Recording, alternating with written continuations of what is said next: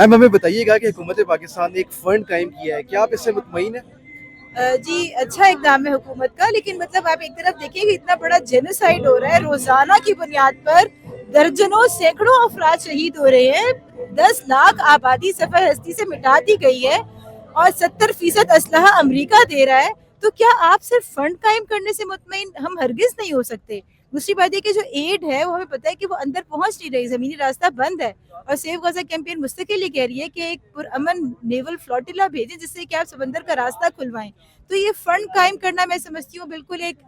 اپنی ایک face saving ہے، اس سے زیادہ میں اسے کچھ حیثیت نہیں دے سکتی۔ میم ایسے کون سے 3 اقدامات ہیں جو حکومت فوری طور پہ اٹھائے جو کہ فلسطین کے لیے ضروری ہیں؟ جی سب سے پہلے حماس کی کھل کر سپورٹ، یحییٰ سنوار ہمارے ہیرو ہے، اسماعیل ہانیہ ہمارے ہیرو ہے، ان کے اہل خانہ کے ساتھ تعزیت، ان کی مکمل تائید زبان سے اور ان کے گھر والوں کے ساتھ جا کر ان کے ساتھ تعزیت کرنا۔ دوسری بات یہ کہ جو آئی سی جے کے اندر ساؤتھ افریقہ کے ساتھ پارٹی بنے،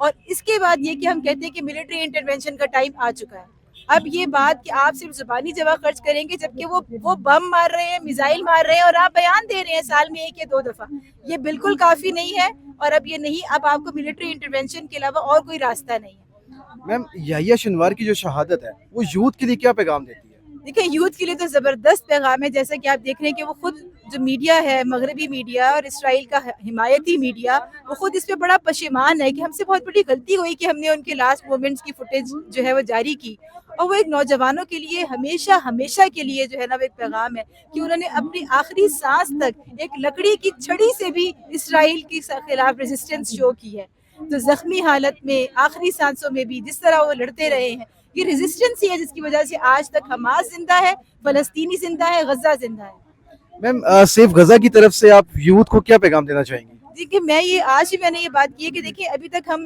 بہت زیادہ اسٹیٹ سے یہ بات ہمیشہ کہتے رہے کہ لیڈرشپ، پولیٹیکل پارٹیز اور سب جو ہے ان کو آگے آنا چاہیے، لیکن اب میں سمجھتی ہوں کہ عوام کو اس مغالطے سے نکل آنا چاہیے کہ آپ کی لیڈرشپ، آپ کی پولیٹیکل پارٹیز ہی آپ کو کال دیں گے، انہیں کال دینی ہوتی تو 1 سال سے زائد عرصہ گزر چکا ہے، وہ سڑکوں پر آ چکے ہوتے۔ تو اب میں اپنی عوام سے یہ کہوں گی کہ کم از کم ویسٹرن سوسائٹی سے سبق سیکھ لیں، ان کی طرح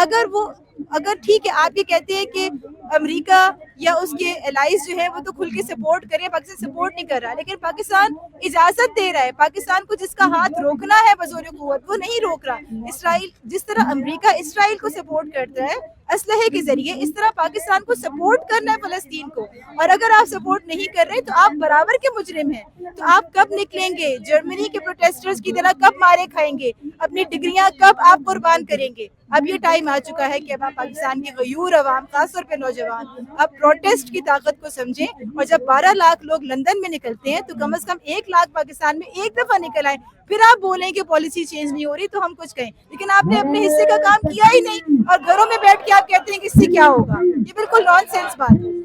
میم بہت شکریہ آپ کا، بہت شکریہ۔